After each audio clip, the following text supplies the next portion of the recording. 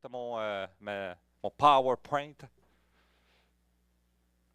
Alors, on peut déjà ouvrir notre Bible dans le chapitre 3. Hein, vous savez, pour moi, je trouve que c'est important dans les évangiles.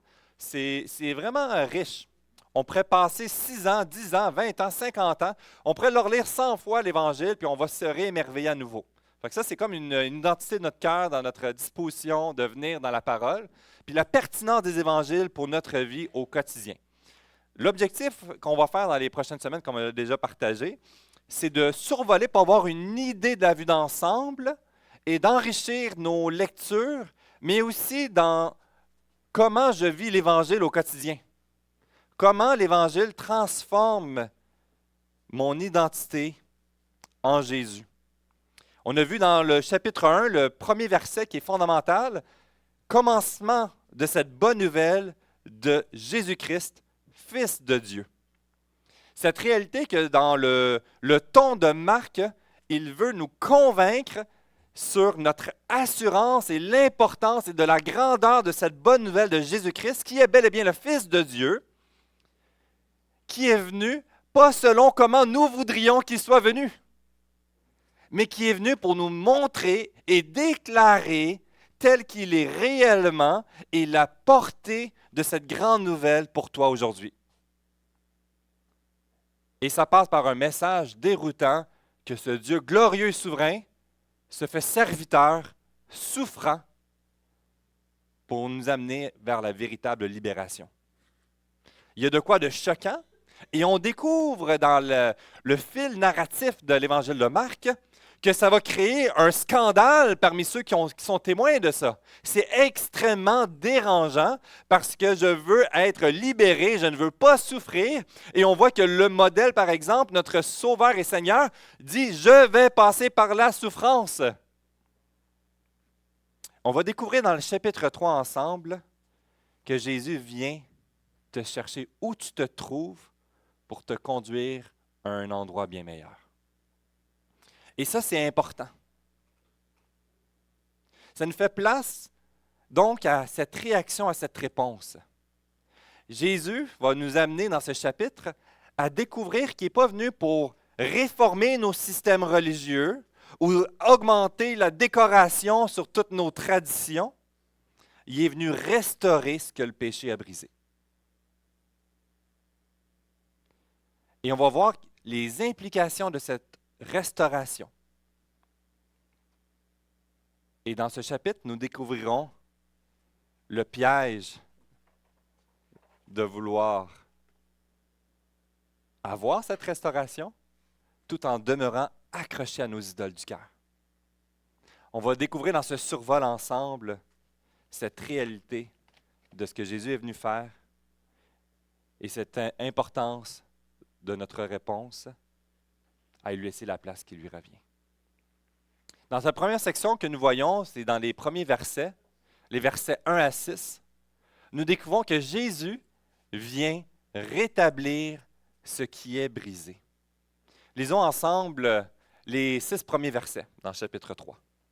Il nous dit, « Jésus entra de nouveau dans la synagogue. Il s'y trouvait un homme qui avait la main sèche. Il observait tous, au pluriel, Jésus pour voir s'il le guérirait le jour du sabbat. C'était afin de pouvoir l'accuser. Et Jésus dit à l'homme qui avait la main sèche, « Lève-toi là au milieu. » Puis il leur dit, « Est-il permis le jour du sabbat de faire du bien ou de faire du mal, de sauver une personne ou de la tuer? » Mais ils gardèrent le silence. Alors, verset 5, promenant ses regards sur eux avec indignation, et en même temps affligé de l'endurcissement de leur cœur, il dit à l'homme, « Étends ta main. » Il l'étendit et sa main fut guérie. Les pharisiens sortirent et aussitôt ils se consultèrent avec les Hérodiens sur le moyen de le faire périr. C'est un moment qui est assez important et on découvre la réaction et de la colère à un point tel qu'on découvre ce début de complot pour mettre à mort Jésus. Et cette mise en garde et ce qu'on va découvrir ensemble, C'est ce que Jésus vient faire, vient mettre en lumière notre incapacité de ne pas pouvoir le faire. On va découvrir dans cette première section 3 éléments qui nous amènent à, en regardant Jésus, d'être confrontés à ce constat. Vous savez, l'une des réalités dans le contexte du sabbat, on voit lorsqu'on va voir un peu le contexte historique, on en a parlé la dernière fois aussi dans le chapitre 2, de toutes les règles qui ont été augmentées sur le fonctionnement et de pouvoir se rendre juste devant Dieu. On ne veut pas enfreindre aucune règle, donc on va rajouter des règles pour empêcher d'enfreindre des règles et de mettre notre justification devant Dieu dans le respect de toute la charge et surcharge des règles en soi. Et l'un des éléments qui en ressort, c'est qu'il était interdit aux médecins ou d'opérer toute guérison si la vie n'était pas en danger. Si la personne était en très grande souffrance et qu'il pouvait le soulager, s'il n'allait pas mourir, on dit, mais t'offre encore, on va attendre que le sabbat passe. Alors, dans ce contexte-là qu'on se retrouve, il y avait cette directive chez les pharisiens dans l'accomplissement du sabbat de ne pas guérir et soigner, de ne pas soulager les grandes souffrances s'il n'est pas sur le seuil de la mort et qu'en attendant, il n'allait pas mourir. Alors, on voit cette disposition dans cette compréhension, dans le contexte, que les gens regardent. On découvre dans cette réalité que, dans ce piège, de trouver notre sécurité sur ce que nous cherchons à contrôler pour venir dans la présence de Dieu. Et des fois, on fait les bonnes choses, mais soit pour les mauvais motifs, ou ça, ce n'est pas ça que Dieu nous attend que nous fassions. Ça fait penser, l'une des réalités, c'est que mon épouse était dans l'horticulture, faisait de l'aménagement paysager, et je voulais prendre soin d'elle, puis je voulais l'aider. Alors, j'ai acheté une application, un CD, de design d'aménagement paysager. Et ma femme détestait travailler sur l'ordinateur. C'est pas ça qu'elle voulait. Et je voulais prendre soin d'elle, puis je la forçais de dire, moi, je vais étudier le logiciel pour toi, puis tu vas l'utiliser, le logiciel. Ça m'a coûté vraiment cher. À l'époque, là, c'était très, très cher. Puis elle avait juste envie de vomir en pensant à ça. J'étais tellement convaincu de prendre soin d'elle que je la rendais malheureuse à la forcer à apprendre le logiciel. Puis plus que j'avançais avec elle, puis que j'étudiais, mais je réalisais que c'est un logiciel américain, puis c'est toutes des plantes dans le sud des États-Unis, il n'y a rien qui marche au Québec. Malgré tout, je suis sûr qu'il y a de quoi tu peux faire avec ça. Puis là, pendant des semaines et des mois, là, j'essaie de la convaincre, puis là, elle essaie de le faire. Et là, elle fait, mais ça marche pas, ça marche pas. Puis là, j'étais irrité dans mon cœur. J'ai payé cher, ça va être fonctionnel, c'est beaucoup plus efficace dans des logiciels que de faire ça à la mitaine. Et j'ai passé complètement à côté de la situation. Puis à un moment donné, j'ai dû abandonner, mais j'étais déçu. On fait la même chose avec Dieu. Dans cette réalité de vouloir mettre Dieu dans une boîte et de faire les bonnes choses pour lui, en passant complètement à côté. Et là, par la suite, on va blâmer Dieu ou on va être en colère contre lui. Ce qu'on découvre dans cette section, l'un des éléments, c'est que nous ne pouvons pas réparer ce qui a été brisé. C'est l'un des constats. À travers le sabbat, Jésus vient révéler l'identité de notre cœur, notre besoin et notre incapacité. Notre incapacité de contrôler toutes choses. Nous ne sommes pas le maître de notre vie. Dans le concept du repos, à travers le sabbat, c'est fondamental parce que nous trouvons notre sécurité sur ce que nous pouvons contrôler et à travers l'action, l'activisme, nous trouvons notre valeur. Et quoi de plus beau que de le faire dans notre activisme pour Dieu? Et de se mettre des fardeaux ici afin de tenter de réparer cette relation qui a été brisée. Et ce qui est intéressant ici, c'est que Jésus reproche aux pharisiens, dans le verset 5, c'est l'endurcissement de leur cœur. D'aimer plus les principes que la personne qui en est le maître en arrière et les individus dans lesquels ils sont appelés à expérimenter le sabbat. Il préférait laisser dans la souffrance l'homme qui avait la main sèche afin de respecter les règles qui avaient été établies. On va se mettre des systèmes religieux dans le but de se justifier devant Dieu. L'autre élément qui nous apporte dans ce piège serait le danger d'ignorer ce qui a été brisé. La guérison ici, ce qui est tellement intéressant, c'est, je veux l'amener dans cette réalité-là, que c'est bien plus que juste une simple guérison. Il y a une réalité spirituelle que Jésus est en train de nous instruire, puis dans le choix des mots, on le perd un peu dans le français, je pense dans l'anglais aussi, à un certain sens. Mais c'est bien plus que juste une réparation ou une guérison. Tandis que le regard de ce que les gens, ce qu'ils mettent dans la perspective, dans cette recherche de vivre cette guérison, ou ce qui est en train de nous montrer, c'est que quelque chose qui a été brisé et par nous-mêmes, on va être appelé à toujours demeurer dans cet élément-là de briser. Nos tentatives, ce que l'homme désirait, c'était certainement une guérison, un soulagement de sa douleur. Mais Jésus, qu'est-ce qu'il vient faire ici dans ce miracle? Quand il choisit le terme guéri, le mot le plus proche, c'est rétabli. Rétabli avant la souffrance. Quelle belle réalité que dans cette réalité de ce que Jésus est en train de nous instruire, nous sommes confrontés à devoir reconnaître que notre être et tout ce qui entoure nos relations, notre identité est brisé. Et que nos efforts peuvent juste essayer de mettre des plasters de réparation dessus. Ce que Jésus est venu faire, ce n'est pas juste de réparer, de faire un point de suture dessus. Il est venu rétablir, ramener dans l'état dans ce que nous étions appelés à être, sans faute et sans péché. Cette guérison est une illustration de quelque chose de bien plus grand. C'est un message d'espérance, mais on a besoin de reconnaître que nous sommes brisés. Nous sommes la main sèche. Notre identité, notre état et le contexte dans lequel nous nous trouvons est la main sèche. Et l'œuvre de ce que Jésus veut nous amener, c'est bien plus qu'un plaster, donc, mais de nous ramener vers pourquoi Dieu nous avait créés à la base et nous amener à découvrir quelque chose de bien meilleur. Dans cette section, on découvre aussi donc cette réalité que nous ne pouvons pas réparer. Nous sommes confrontés à nous ne pouvons pas ignorer que c'est brisé et qu'il y a une problématique qui est là.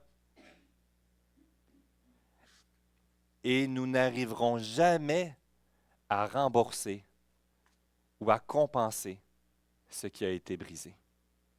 Il y a un livre, j'ai oublié d'écrire, un livre qu'on lit aux enfants une fois de temps en temps, puis c'est, c'est-tu Nicolas fait une bêtise? Non, Marco, tu sais, le dessin sur le mur? J'ai pas mes enfants qui sont là, zut. Eh bien, Nico? Nico a fait une bêtise, quelque chose comme ça. Puis quelle belle illustration que c'est un enfant qui a dessiné sur le mur et que là, il prend conscience que là, il a dessiné sur le mur puis sa mère va être en colère et qu'il décide d'essayer de l'effacer et que là, ça fait un barbeau sur le mur et que finalement, il décide de trouver une solution, de faire une montagne de jouets sur son lit pour réussir à cacher le dessin barbouillé en arrière et que là, il espère que ça va être suffisant. Et quand la mère arrive, qu'est-ce qu'elle voit? Elle voit le désordre dans la chambre, elle voit la pile, elle voit le barbeau en arrière, puis elle voit qu'il a désobéi parce qu'il a dessiné en arrière. Cette réalité que tous les efforts pour y arriver n'est pas suffisant. Toutes les règles que nous nous rajouterons ne fait juste mettre en lumière notre incapacité d'y arriver. Tout le fardeau qu'on va se mettre sur les uns ou sur les autres afin d'être le bon chrétien et mériter l'amour de Dieu ne fait que démontrer notre incapacité à y arriver. Et on tombe dans cette folie d'aveuglement. Comme le jeune qui regarde à nouveau toute cette pile de montagnes puis qui réalise que ça n'a pas de bon sens, qu'est-ce qu'il décide de faire? De se sauver puis de se cacher en dessous du lit, dans l'histoire du livre. C'est exactement ce qu'on fait avec Dieu. Ça ressemble un peu à Adam et Ève, ce qu'il a fait aussi. Et dans le quotidien, lorsqu'on essaie de prouver et de compenser et d'y arriver, mais on est dans cette phase d'aveuglement. À un point tel, puis ce qui est intéressant, Carson montre cette ironie dans ce contraste entre ce que Jésus est en train de faire puis d'enseigner et les chefs religieux de l'autre côté, comment ils réagissent. Ils se réunissent ensemble pour comploter pour sa mort. Pourquoi? Parce qu'ils n'ont pas respecté les détails des règles qu'ils ont établies. Ils n'ont pas saisi le pourquoi que Dieu avait institué le sabbat en arrière. C'est intéressant ici. Le danger d'essayer de prouver qu'on mérite. Ou je vais accepter le cadeau de Seigneur Jésus-Christ à la croix et là, je dois faire une bonne vie pour rembourser.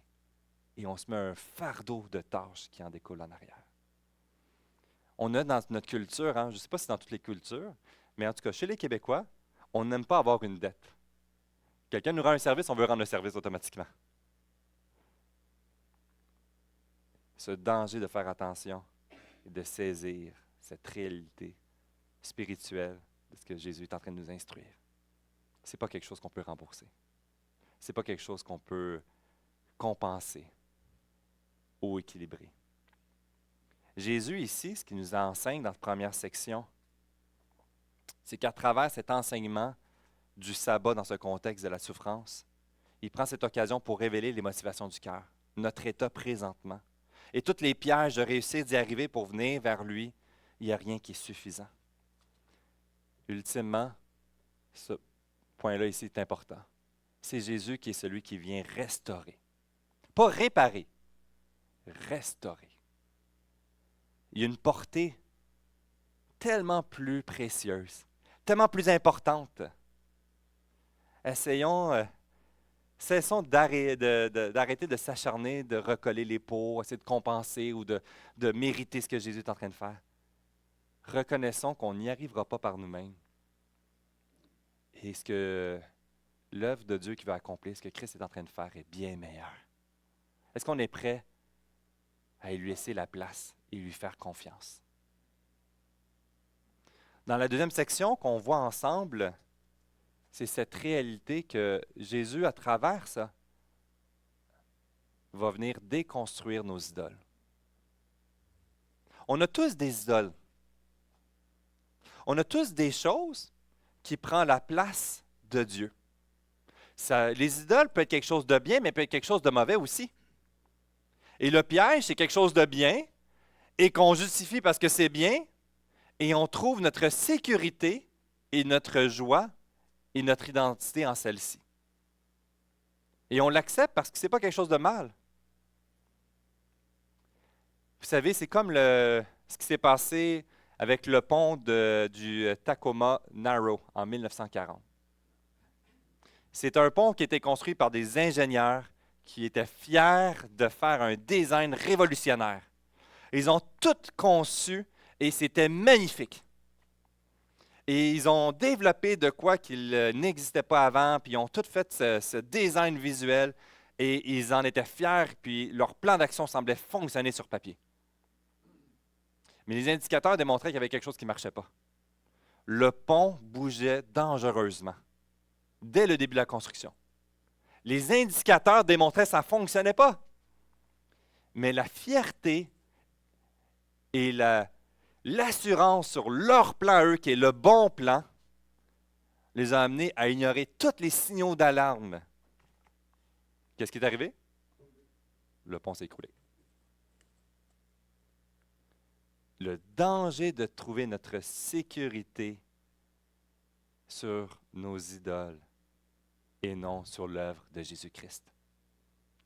On en voit quelques-uns dans cette section. Je ne l'ai pas mis celle-là ici. Dans les versets 7 à 12. On continue dans cette section qui nous amène qui nous dit, Jésus se retira vers la mer avec ses disciples.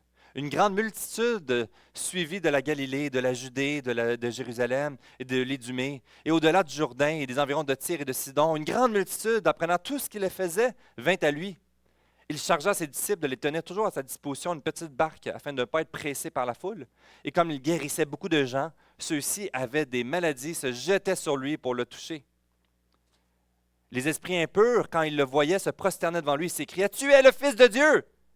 Mais il recommandait très sévèrement de ne pas le faire connaître. C'est une section intéressante. On découvre dans cette section les dangers des formes d'idoles. On voit celle de l'idole de la performance, le zèle, qu'on voit dans la section qui nous conduit vers tout le côté religieux qui est en train de s'endurcir de plus en plus. Et à travers tout ce qu'il est en train de faire, la colère augmente. Parce que nous faisons les bonnes choses. Nous tombons dans le légalisme qui est un excès de zèle pour la sainteté de Dieu ou pour la loi, et on va se mettre des fardeaux et on va transférer les fardeaux sur les autres. Et on va passer complètement à côté de ce que l'œuvre de Christ qui est en train d'accomplir, et on va préférer trouver notre sécurité et justification sur ce que nous contrôlons. Ça continue ici, de ce que nous avons vu dans l'arrière.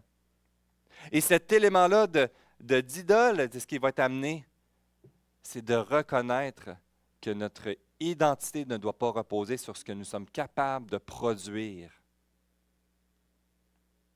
N'est pas sur ce que tu es capable d'apporter devant Dieu. Les pharisiens avaient un zèle, puis ce qui est intéressant, ce n'est pas ce qui est reproché, mais c'est les motivations en arrière qui les poussaient dans leur zèle. On peut servir Dieu 50 heures semaine, puis avoir le cœur à mauvaise place, puis Dieu n'en trouve aucun plaisir. Et lorsqu'on va voir que les choses ne fonctionnent pas comme qu'on devrait, ou le fruit ne se produit pas comme ça devrait produire, on va perdre notre joie dans la présence de Dieu. On va tomber amer. C'est cette mise en garde de ne pas trouver notre identité sur ce que nous pouvons produire, ni de décharger ce fardeau sur les autres dans l'Église.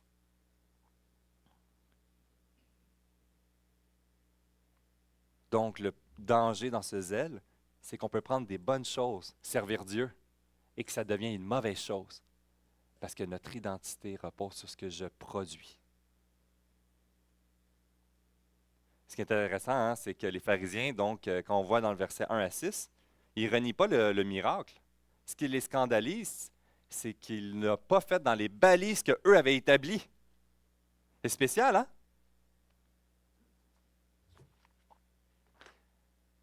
Le deuxième piège, c'est l'idole de la connaissance. Encore une chose, la connaissance que c'est mal. Qui dirait connaître de plus en plus Jésus-Christ, c'est mal? Je suis un partisan de la formation théologique. Je suis un partisan de l'importance de découvrir de plus en plus dans nos capacités, notre émerveillement, de qui l'œuvre de Christ et de la richesse de la parole de Dieu. Mais ça peut devenir aussi une idole que notre identité, notre sécurité repose sur ce que je connais de la personne de Jésus. Et ce qui est très intéressant, on découvre les démons, les esprits impurs, qui déclarent qui Jésus est. Et ils les rabrouent. Pas parce que ce qu'ils disaient était faux, mais parce que leur motivation en arrière, ils connaissaient qui était Jésus, dans toute sa divinité, qu'il était le Sauveur, le Fils de Dieu, mais leur cœur était de pierre. Il ne le connaît pas personnellement.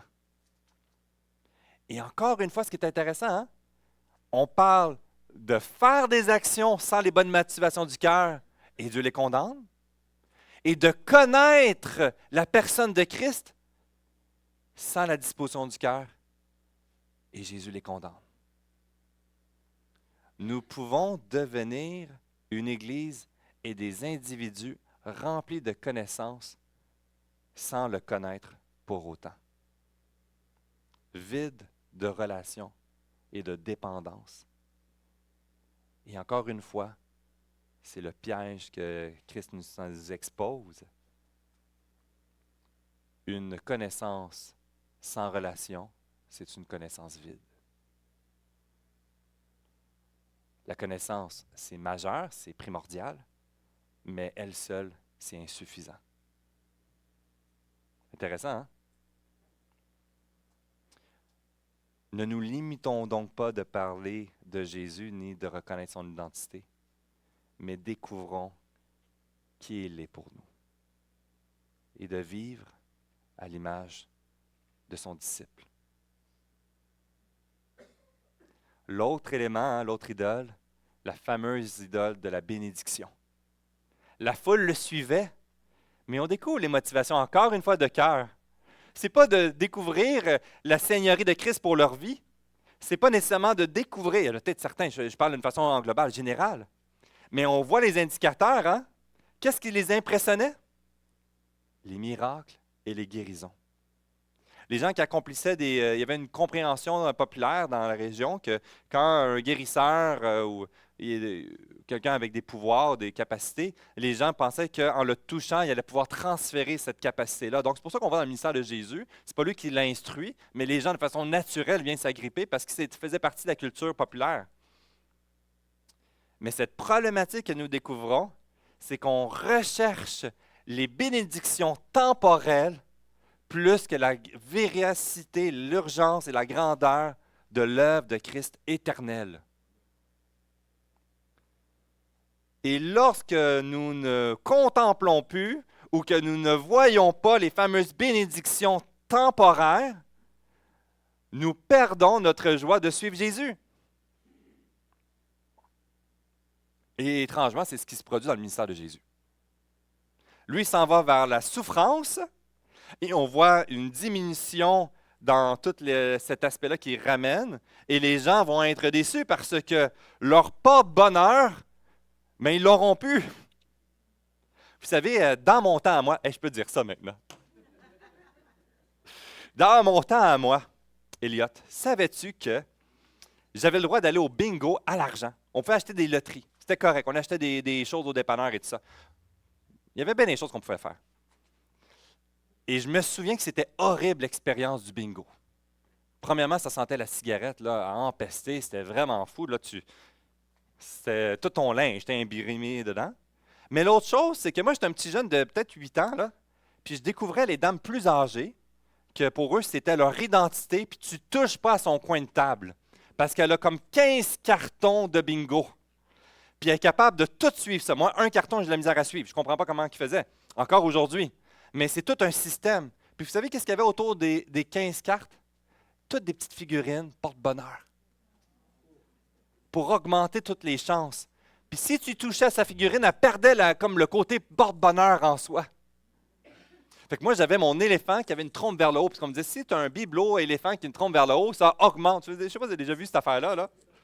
Jusqu'à ce que je l'échappe, puis la trompe a cassé, puis j'étais triste, mais on voit Jésus souvent de la même façon. On le désire qu'il soit là, ici. Laisse-moi tranquille, puis donne-moi le bingo, s'il te plaît, de ma vie. Cette réalité que je veux voir Jésus répondre à mes besoins temporaires, indépendamment, puis je me fous de le côté permanent. Puis dans ce fil conducteur, qu'est-ce qu'il est en train de faire? Il révèle cette problématique. Puis c'est pour ça qu'il aurait pu faire bien plus de miracles et de guérisons. Mais le regard n'est pas là. Ce n'est pas nous amener pour dire « je viens répondre à tous tes besoins ». Il y a des périodes de souffrance parce que tu vas connaître dans cette période que ma grâce te suffit. Et qu'à travers les miracles et les guérisons, il démontre la crédibilité de qui il est, son autorité. Quel réconfort de savoir qu'à travers les guérisons du corps, il nous montre qu'il vient rétablir comme la main sèche et qu'un jour, nous n'aurons plus de souffrance corporelle. Ceux qui souffrent jour après jour et que la douleur est tout le temps là, il y a un réconfort de dire Jésus vient rétablir ce qui est brisé par le péché. Mon âme qui a ses limites, on parle des maladies du corps, mais aussi les maladies de l'âme et tout ce qui est maladies mentales et autres, nos limitations, nos incapacités. Un jour, ça va être rétabli. Il a autorité sur toutes choses. Quelle bonne nouvelle qu'il vient accomplir et rétablir. Don Carson dit, Jésus est le Seigneur du sabbat est présent. Par conséquent, la réalité du repos est arrivée. C'est pour ça que ce point dans le grand débat, ce n'est pas une question de dire Jésus annule le sabbat, que ce n'est pas important, ou vient pour augmenter des règles de comment il faut faire le sabbat, quoi que ce soit. Il y avait le sens spirituel en arrière, que notre sécurité, notre repos se trouve en Dieu et qu'à travers l'œuvre de Jésus-Christ, nous y avons accès. Nous pouvons nous arrêter et dire « Mon identité éternelle a sa sécurité sur l'œuvre de Jésus. » Je peux m'arrêter et me coucher la nuit, comme David disait dans les psaumes.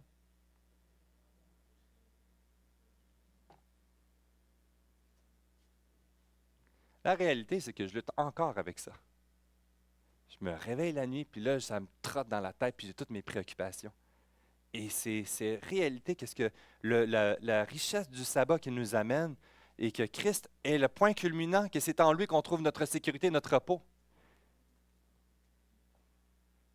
On a besoin de nous arrêter et dire, j'ai besoin de pouvoir déposer mon oreille sur mon oreiller et reconnaître que ma sécurité repose sur l'œuvre souveraine de celui qui est avec moi aujourd'hui.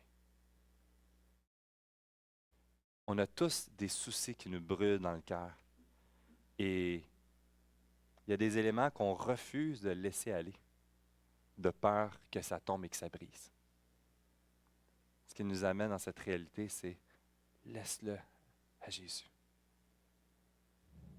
Quel élément qui te gruge de l'intérieur et que tu as peur de perdre le contrôle, puis tu essaies d'y arriver, puis tu essaies de faire tous ces éléments-là pour pas que ça brise ou pour compenser ou pour réparer. Puis Jésus dit, moi je vois ton cœur et j'ai aucun plaisir dans tout ce que tu es en train de faire.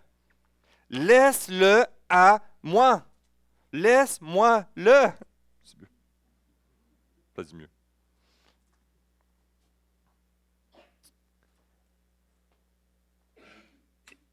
Et cette œuvre qui nous amène dans ce dernier point ici, c'est cette réalité que Jésus est celui qui fonde notre identité.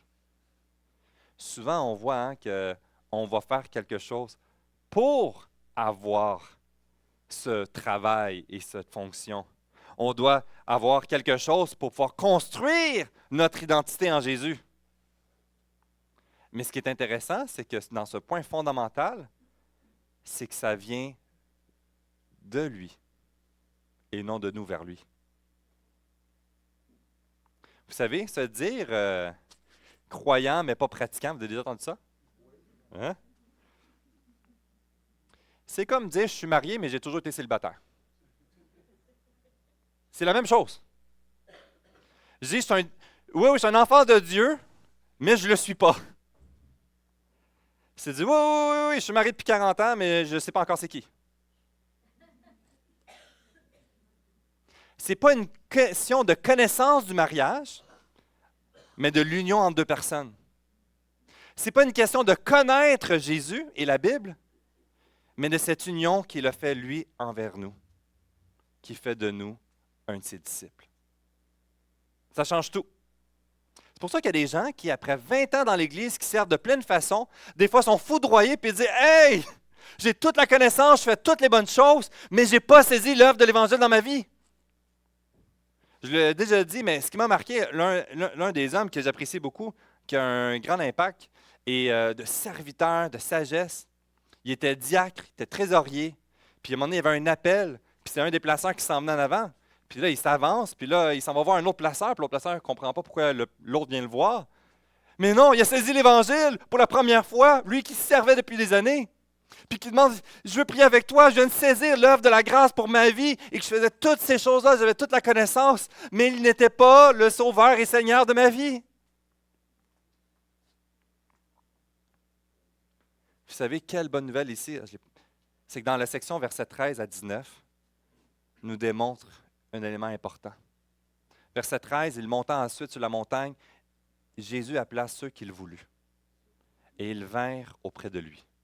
Il en établit 12 pour les avoir avec lui et pour les envoyer prêcher avec le pouvoir de chasser les démons. Voici les 12, puis il fait la liste. Ce qu'on découvre dans cette section, c'est que ça commence par son appel à le suivre. C'est lui qui l'appelle et qui nous appelle à venir le rejoindre. Il n'a pas appelé pour dire « Va-t'en ». Il a dit « Viens à moi ». C'est lui qui nous appelle. Il y a de quoi ici qui est important dans cette compréhension. C'est que des fois, on va foncer dans le zèle, mais est-ce que ça repose sur cet appel de ce qu'il nous a confié? Est-ce que ça repose sur cet appel qu'on est venu dans sa présence premièrement? Sinon, on va faire comme si on est marié, mais on a oublié qu'il fallait avoir quelqu'un dans notre vie pour être marié. Le danger qu'une Église qui soit beaucoup dans les ministères et dans l'action pour Jésus, mais qui ne connaît pas Jésus, dans cette relation, dans la simplicité, l'authenticité. Avant de faire, ce qui est intéressant, il faut connaître le être. Ça commence premièrement dans ma relation avec lui au quotidien. Ça commence premièrement par ma nouvelle naissance, de lui donner ma vie, d'accepter cet appel irrésistible qu'il a fait. Et dans sa présence, ça produit le désir de vouloir lui obéir et d'aller le servir. Trop souvent, on a fusionné les deux, puis que notre identité repose sur la quantité d'actions et de payer le prix. Mais on a négligé le fondamental. De venir dans sa présence nous amène à saisir notre identité, notre sécurité et notre repos. Et que ça produit en nous le zèle à le servir dans la mesure qu'il t'a confiée à toi. La beauté dans l'Église, c'est qu'on va le vivre tous à des intensités différentes. Le piège, c'est que ceux qui courent 50 km/h vont comparer avec ceux qui courent 5 km/h puis vont mettre la pression. Puis ceux qui courent 5 km/h vont mépriser les autres. Tu es rendu trop loin. C'est comme moi avec mon beau-frère, j'aime l'utiliser en référence, qui court comme une gazelle, qui fait des kilomètres et des kilomètres, puis que l'autre fois, j'ai voulu une seule fois courir avec lui. Puis après 500 mètres, je voulais mourir. J'ai continué! Va te suivre loin! J'ai réussi à faire 800 mètres. Puis je suis revenu. Mais il y a une réalité dans l'Église que ça repose sur notre identité en Jésus et non dans la comparaison des uns et des autres, de ce que Dieu nous a confié. Et sur l'autre point qui nous amène, c'est que ça produit, en venant dans sa présence, à découvrir notre véritable assurance que nous lui appartenons.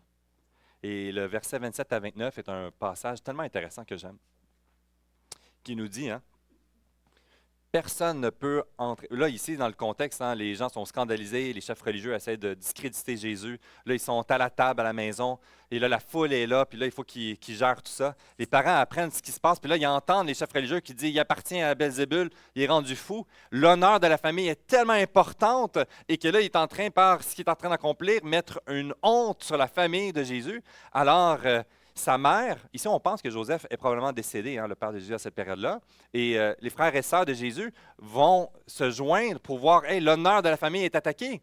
Et là, ils veulent le faire étouffer et se faire taire. Et dans cette réalité, ce qu'elle aborde, c'est les accusations, verset 22 des scribes, qui disent qu'il est possédé par un démon ou par le diable. Et là, il va appeler. Puis il va dire, verset 23, « Comment Satan peut-il chasser Satan? » Verset 24, « Si un royaume est divisé contre lui-même, ce royaume ne peut subsister.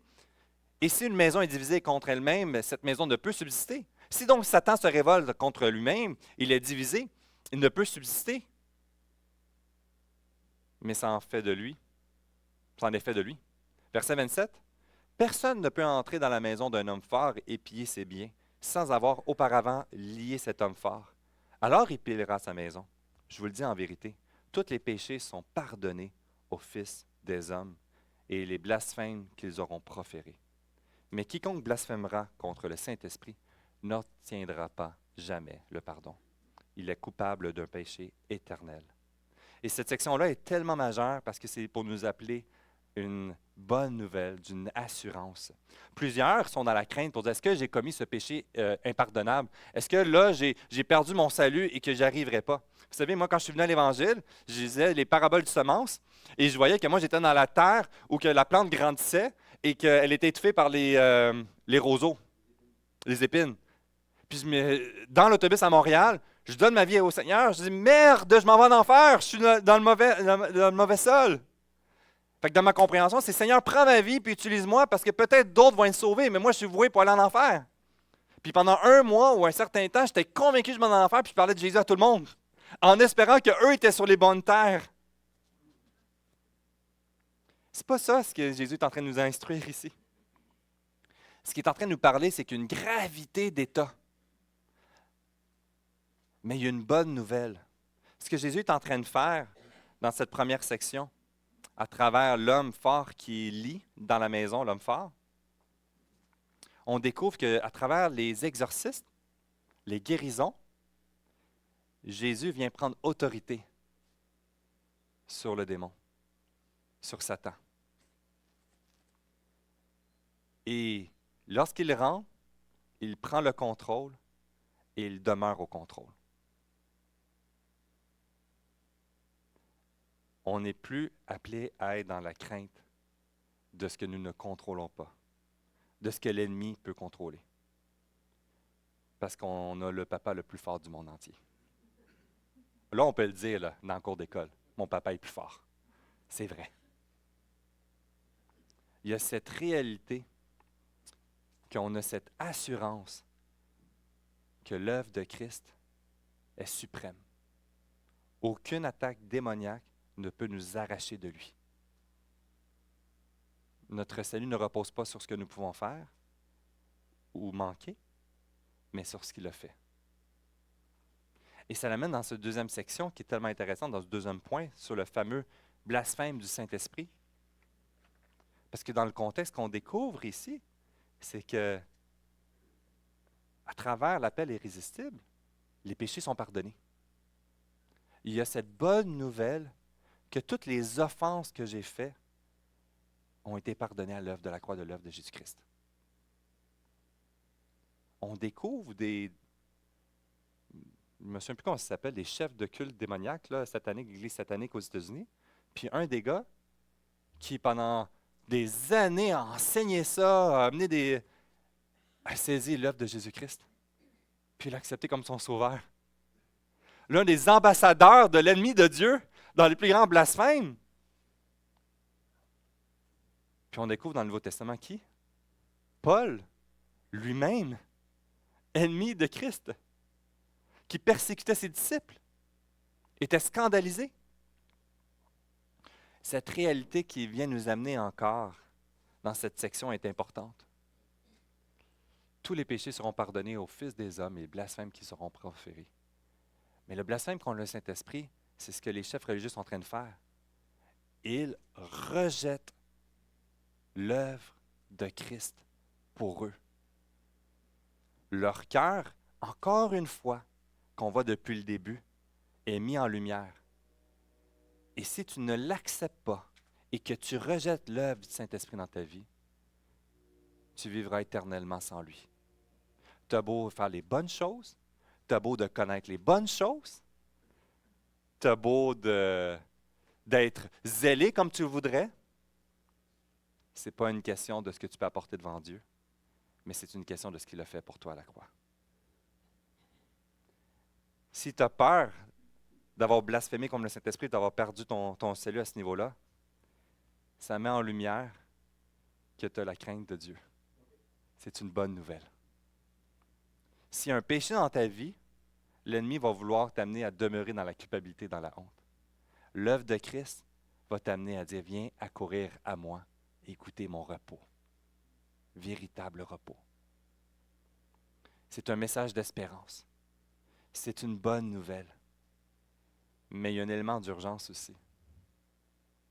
Parce qu'il faut venir dans sa présence afin de goûter ce que Jésus, qui nous a appelés, il vient aussi nous placer ensemble à sa table. Dans cette section ici qu'on découvre, il appelle les 12, il le fait venir à lui, mais on sait qu'on va le voir un peu plus, c'est que c'est bien plus que les 12. On parle dans les disciples autour de 300 disciples, et puis qu'il y avait la foule qui le suivait avec lui, qui était émerveillée, qu'on parlait peut-être autour de 800 personnes qui l'assistaient. Et dans cette réalité qu'on découvre, il y avait plus que les 12, il y avait la foule qui était là aussi, et il vient à la table. Et ce qu'on découvre, c'est ce qui veut nous amener à découvrir, c'est bien plus que la famille du sang, comme on voit Marie et sa mère avec ses frères et sœurs, mais on découvre cette réalité du lien de la famille qui est liée par la grâce de Jésus. La famille spirituelle. Dans sa diversité. On voit la liste des 12, puis c'est la pire liste de 12. Là, c'est les Jeux olympiques. On veut les meilleurs représentants canadiens pour les sports. Puis moi, je regarde la liste et je dis, quelle mauvaise stratégie de Jésus de prendre ces personnes-là. Je pense qu'il y avait un mauvais coach. Si ça repose sur ce qu'ils peuvent produire. Mais ça repose sur lui, de ce qu'il peut accomplir dans leur vie, de l'œuvre de transformation, puis de ramener le regard sur que c'est lui qui agit et non eux. Ça nous amène à saisir qu'il a pogné un publicain, qu'on en a vu auparavant avec Matthieu. Il a pogné Simon le Zélote, qui est un anti-romain, un FLQ, puis sont les deux ensemble. Qu'est-ce que c'est ça? La beauté de l'Église locale, de la famille de Dieu, c'est que ce n'est pas appelé à être en fonction de nos intérêts, de notre style générationnel, de notre culture. Il vient nous amener à nous mélanger ensemble pour nous ramener sur le fondement de ce qui nous unit, c'est lui. C'est une redéfinition radicale. Et quand sa famille est outragée et qu'il veut l'envoyer, il est en train d'instruire, voici notre nouveau lien de la grâce qui vient de moi et qu'on produit la famille de Dieu. Et qu'on le découvre aujourd'hui à travers l'Église locale. L'Église locale est essentielle parce que Christ, dès le début, nous unit à lui et aussitôt nous unit ensemble. Et c'est un avant-goût de ce qu'on va vivre au ciel pour l'éternité. Au ciel, on ne sera pas dans des cubicules unitaires, tout le monde en train de parler avec Jésus puis de le louer. Au ciel, on va être ensemble à le louer ensemble.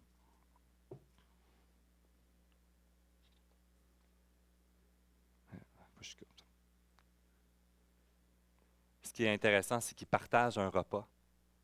Et dans cette section, ce que Jésus est en train de faire, c'est l'un des symboles, les symboles les plus relationnels. Manger et partager un repas autour de la table, ça avait une portée beaucoup plus significative de relation et d'intégration.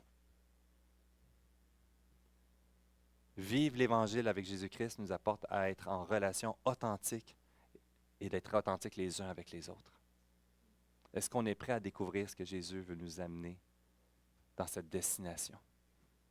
Je vais inviter l'équipe de louange pour ce dernier chant. Ça va vite, hein? Ça nous amène dans le chapitre 3 que Jésus a bel et bien le pouvoir de restaurer ce qu'on ne pourra jamais réparer. Il vient briser aujourd'hui nos fausses sécurités pour nous offrir quelque chose de bien plus grand qu'une simple guérison. Il nous offre une place éternelle à sa table, à venir dans sa présence, d'être en relation, ensemble avec lui. Notre identité ne dépend donc plus sur notre performance, sur nos réussites. On n'est plus appelé à demeurer dans la culpabilité, dans la honte pour tous nos manquements, mais de découvrir notre repos, notre sécurité et notre joie en lui. Levons-nous et, d'une seule voix, célébrons son œuvre pour aujourd'hui au quotidien. OK, les amis, sortez de